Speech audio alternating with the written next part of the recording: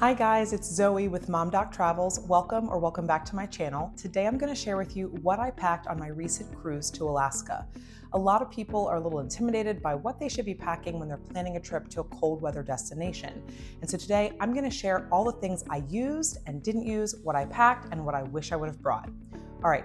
So tip number one is to make sure that you pack in layers. That is the name of the game when traveling to Alaska. Alaska is a temperate rainforest, so you can expect that it may rain at any given time during your trip, no matter which port of call or city you're visiting. It's recommended that you wear a base layer, which could be a long, thin Cuddle Dud or Under Armour or thermal wear. And then on top of that, a long sleeve shirt or a jacket as an outer layer. And then on top of that, a rain layer.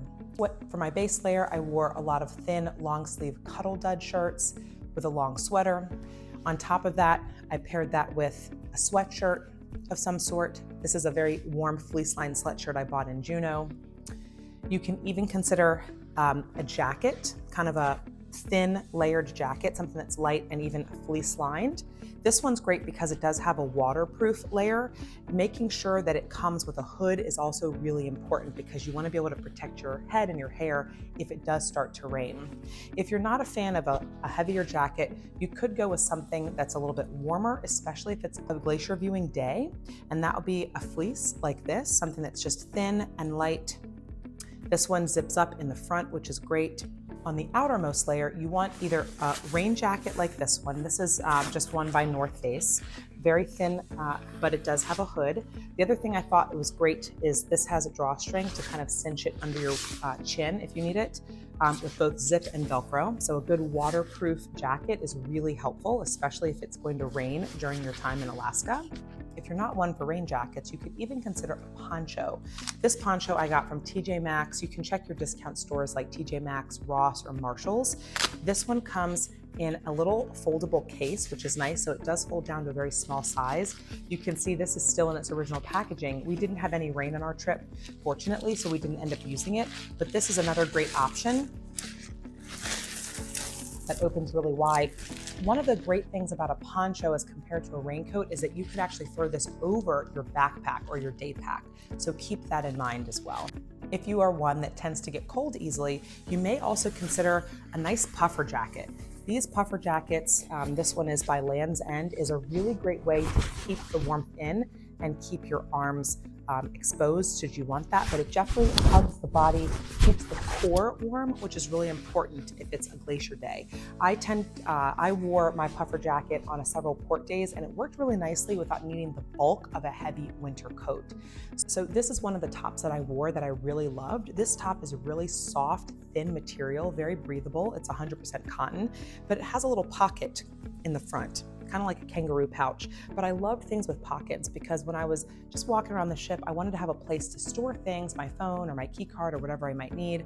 And this made that possible. So things like this can be really helpful. Soft, comfortable, cozy clothing just while you're hanging out on board the ship, especially on a sea day. Skip the winter coat, leave it at home. I packed mine and never took it out of the suitcase. Although we had really great weather, and that is not everybody's experience in Alaska, I found that the heavy winter coat was really unnecessary. Even for the day that we were scenic cruising in Glacier Bay, I got by with just a puffer vest with layers underneath. I did start off with that heavy winter coat and ended up taking it off mid-afternoon because it was just too warm. It was too much. You may also want to consider a scarf and even a hat or a beanie. We found that keeping our head warm and keeping something around our neck also helped to regulate our body temperature. If you are very cold-natured, a pair of gloves may also be helpful. I tend to not use gloves as often because I find that they're a little bit cumbersome to take on and off. There are some that are touchscreen sensitive, and I do have a pair of those that I packed, but again, didn't end up using them. So instead, my next tip is to consider picking up hot hands.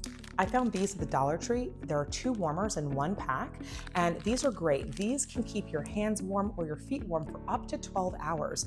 They are air temperature activated, so once it's open and released from the packaging, you can stuff them in the pockets of your jacket or even between your sock and your shoe to keep your feet warm.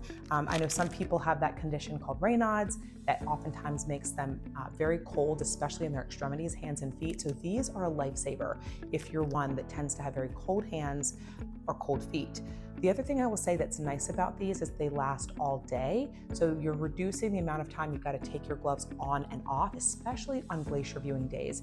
You'll be in your balcony, you may be in your cabin, you may be going out to the open deck. So not having to continue to take off and on a pair of gloves is really handy. The other thing you want to keep in mind is keeping your feet nice and warm and dry. And the way that I found to do that was by getting a pair of wool socks. I got a pack of 6 of these on Amazon, and I'll leave the link in the description box below. Very affordable, but very warm. The other part about attire for Alaska is considering what you're going to wear on your feet. This is a big debate as to whether or not you need footwear that is waterproof or a rain boot. Again, I would advise you check the weather for the week of your trip and find out what the projected weather will be. It is a rainforest, so it's likely to rain. So having a good pair of waterproof shoes or waterproof boots is really helpful. Make sure they're not brand new. You want to have them worn in a bit. These are a brand new pair of waterproof boots that my daughter packed. We had 2 pairs for her, so she didn't end up wearing the second one, but these are fleece lined, very comfortable, waterproof with a sturdy sole. So you want to find something like this that you can wear depending on your excursion. If you are planning an excursion that is going to be hiking on a glacier, doing some hiking or backpacking, you're going to want a good, comfortable, waterproof shoe, especially if it rains. However, if you're just planning to get off in port and just do some walking around town, even in the rain, you could probably get by with a waterproof sneaker or just a comfortable walking shoe. Now, this is a must for me. I wore these several times during our cruise. These are fleece-lined pants from Eddie Bauer, but not only are they fleece-lined on the inside, they are waterproof on the outside. So a waterproof pant or a fleece-lined waterproof pant is a fantastic thing to pack for Alaska. I love these because they've got zipped pockets on the side, very comfortable, very breathable. I love the teal color, but I think that having something like this will be really important when you're sailing to Alaska because it'll make it so that you can do a lot of things and not have to worry about having to stay warm or worrying about what happens if your pants get wet. Jeans are fine for walking around town or just doing some excursions, but depending on the nature of your excursion, you're going to want something along these lines. I wore this on our whale watching tour. I knew we were going to be on a boat, planned to do kind of a deep sea fishing excursion or anything like that that's going to require you to be on or near water. These kinds of pants would be a great thing to have. This is another thing that you have to consider. If it's raining and you have a hood up with a poncho or your rain jacket, you may still get a lot of rain in your face or rain on your eyes. So wearing a baseball cap and then putting your hood over top of that helps to keep the rain off of your face, making it easy to be able to see things all around. In addition to that, we did pack flip-flops for the pool and swimsuits because the pools on board our ship were heated, and most cruise lines will have a heated pool or even hot tubs that you can enjoy, so you don't want to forget that. I packed 1 pair of dressy shoes for formal night and then 1 pair of casual, comfortable walking loafers. So that is in total what you really need for the basics of your attire when cruising to Alaska. Now let's get into some of the extra things that you may want to pack. And a lot of these are what I pack for every cruise, but I particularly found them helpful when cruising to Alaska. Other cruise essentials is a pop-up hamper. This is again one that I got on Amazon in a 2-pack, but I like it because it condenses to be really small and opens up actually quite large to a nice size hamper that you can store in your cabin or stateroom. There's a little pocket on the side. In this side pocket, I tend to keep laundry detergent, laundry pods. This one is great because it does have handles on top, so that it makes it easy to take to and from the laundromat. On the Discovery Princess that we recently sailed, that ship had a free laundry facility just a couple doors down from our stateroom, so we made use of that. And that's another tip. If you know that the ship you're going on has laundry services available, you can pack much lighter and do a load of laundry midweek and cut down on the amount of things that you end up taking with you to Alaska. So one of the other things that a lot of people don't talk about is that Alaska, the land of the midnight sun, has sometimes upwards of 20 hours of daylight, and that can make it difficult if you are a light sensitive sleeper. So I made sure to pack my sleep mask. Again, this is a great one that I got on Amazon, and it's super soft and comfortable, but these can really be helpful if you are in a balcony cabin or an ocean view cabin, because sometimes those curtains don't close all the way and you want to be able to block out the light completely. So this allows for a much more comfortable sleep if you're very light sensitive. So when you get off the cruise ship in each port of call, you're not going to obviously take everything with you. So having a backpack or a day bag is really, really helpful, especially if you're traveling with with kids or someone that has some special equipment that they need to take with them. It'll keep you more comfortable, keep you hands-free, and I find it a lot easier than carrying a purse or something else. One of the other things that you could get by with is kind of a waist pouch or a crossbody bag or like a belt pouch. This one is nice because it has a little zipped pocket here, but you can find any one that you like at a discount store or on Amazon. But this is definitely a must-have. It allows you to carry things much more easily, be hands-free, be more active, especially if you're doing a more active excursion. So having a belt bag or a waist pouch is definitely helpful. Of course, it goes without saying that when you travel to Alaska, you really are there for the wildlife and the beautiful scenery. And how can you see that without binoculars? So yes, definitely packing binoculars is a must-have. That is something that should be on the top of your list. The binoculars should be at least a magnification of 10 by 40. We took one pair per person. Some of us had, two of us had the 10 by 40, one of us had the 10 by 25, and we noticed a huge difference. So magnification or a hybrid set of binoculars is really important. It allows you to see so much from the cruise, so much from the cruise ship, or even if you happen to be ashore and you're looking out into the ocean, it can enhance your wildlife viewing. So another thing that I never leave home without are a pair of comfortable bed slippers. So these are my travel bed slippers. I don't like to walk around staterooms barefooted, and I found that in Alaska, these were really handy. Because Princess did provide us with cruise line robes, I was able to go out on the balcony in the morning with the robe on and be warm enough to enjoy the wildlife just from my balcony. But I didn't want to have to necessarily put on my warm shoes, so I could just slide my feet into a cozy pair of slippers and enjoy the balcony while staying warm. So I would definitely pack some sort of easy slide footwear, but something that's going to keep your feet warm if you plan to be outside on your balcony or just around your cabin. A lot of people don't imagine it being sunny or even having the need for sunscreen in Alaska, but keep in mind it can get into the low 80s in the summer months. So having some sort of sunscreen, whether it be for your face and or your body, is important. We really love the brand Sunbum, but any brand that you prefer will work. And then the other thing that you need, of course, is a good pair of sunglasses. One thing you have to keep in mind is the reflection from the glaciers can be very jarring to the eyes, especially for those of you that are sailing in an interior cabin. Once you get up and outside on deck, that sun is really going to be harsh. So having a good pair of sunglasses will again make it easier for you to enjoy the wildlife. Now, of course, I never cruise without having luggage tags. These clear plastic containers with a metal grommet and a ring are really great to adhere your cruise luggage tags to your luggage on embarkation day. This just really gives an extra layer of security just to make sure that your luggage gets to your stateroom without that luggage tag falling off. So these are a must-have every time I cruise. Now, one of the things that was beautiful about the Princess Discovery was that they had built-in automatic night lights. They were actually on a sensor, so anytime someone stepped out of bed, there was a small dim light that illuminated the floor of the cabin. But if you're in an interior cabin or on a cruise ship that is older or just doesn't have that feature, then it may be a good idea, especially if you're traveling with kids or you wake up frequently to go to the restroom, to pack a little night light. This one's very easy, it plugs in. Again, I got this at the Dollar Tree. It rotates so you can shine the light down toward the ground or turn it to be up toward the ceiling, any direction you like to direct that light. So I always pack one of these in my luggage when traveling, even if you're just in a hotel. This is a really great thing to have. One other thing to keep in mind is organization of your stateroom.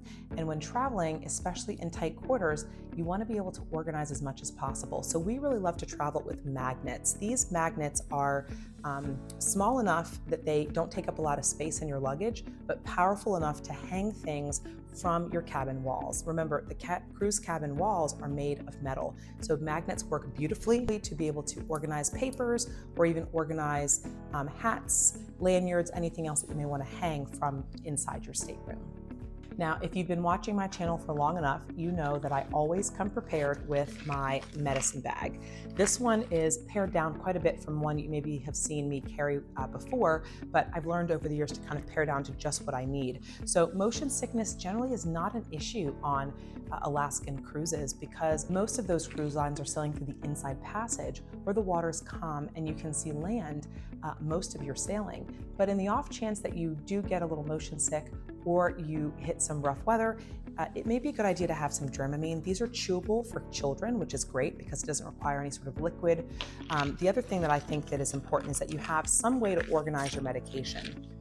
This one I've organized with things that I know that we usually need. So I've got some anti-diarrheal, I have some headache medicine. So I won't go through all of this, but if you're interested to see in what I pack in my medicine bag when I travel, I'll leave a link right here so you can take a look at the video I made that gives you all the details. Another thing that's really helpful to have is a portable battery pack. This one's great, again, on Amazon because you can charge 4 different kinds of devices all at the same time, depending on what kind of charger you need. So it really makes it great to travel with, and you can charge your iPhone or your Samsung or whatever you have 4 times before this needs to be recharged. It doesn't take up much space, smaller than my hand, but this is a great thing to pack when you're traveling on a cruise as well. One of the other things we like to pack with is this shoe organizer. This is a much smaller version of some of the other ones that people have seen, but this just has 8 pockets, enough for us to organize whatever we might need in our cabin. So I always recommend that if you're traveling with a lot of stuff or a lot of people, and they have a lot of stuff, packing a shoe organizer can help organize your cabin and make things easier to find when you need them. Now, I don't travel with this large container of disinfecting wipes, but I do want to remind you that it is really important to make sure that your cabin is clean to keep you healthy while you're traveling. So I always pull out a few of these and put them in a Ziploc bag or get a small pack at the Dollar Tree. But you can find any disinfecting wipe and just give your stateroom a good clean wipe down. You know, our cabin stewards and attendants are busy and they do a great job, but it never hurts to go a little bit extra above and beyond to keep your stateroom clean. The next thing I love to use is a waterproof bag. You never know if your kid has an accident or if you get something on your clothing, or even if you're swimming on the last day of your cruise and you want to fly home but your swimsuit is wet. These waterproof lined bags are really, really great for organizing things as well, things that are wet separate from things that are dry. Another thing that I packed that I did not actually end up using is this waterproof cell phone case. We didn't have any excursions that were going to require us to get soaking wet, but if you're planning to do things that you either want to have your phone on you but be hands-free, this is great because you can wear it kind of as a lanyard around your neck, but it will keep anything in here dry. It doesn't necessarily have to be your phone. It could be your wallet. It could be a couple of credit cards, some cash, anything of value that you want to keep on your person and keep close to you. And it's nice because you can tuck this inside your shirt or your jacket and have it near to you at all times. One thing I don't see a lot of people recommend is bringing your national passport book with you. We love to try to visit national parks all across the country, and people often forget that Alaska has a lot of national parks. When we were in Skagway, we were able to take our book inside and get it stamped at the visitor center. So if you want to continue to add stamps to your national passport book, don't forget to pack this when you're headed to Alaska. So with Princess Cruise Lines, they actually give you a lanyard to hold your medallion. The medallion is this small little device, kind of the size of an Apple AirTag. And this is a wearable technology really coined by Princess to allow you to replace the traditional cruise card. So this is your cruise key. It is also a GPS tracker for other people in your party via the app. So there's a lot of fun features that come with this medallion. So if you are one that does not want to wear the medallion around the lanyard, you can also purchase different accessories to wear it as a clip, wear it as on your wristwatch, different things like that. So this is one thing that I will say you don't have to pack extra, but it's nice that Princess does provide this. So that's it. That's what I packed with me to Alaska. I will say that most everything that I packed, I ended up using except the poncho. That was the one thing that we did not need just because we had great weather. But I would recommend packing that, especially if it is predicted to rain during your travels. Well, thanks for watching. Don't forget to click like and subscribe. Share with a friend if you know someone who's getting ready to go to Alaska or they're planning their Alaskan adventure. And I hope this video was helpful. Until next time, happy travels.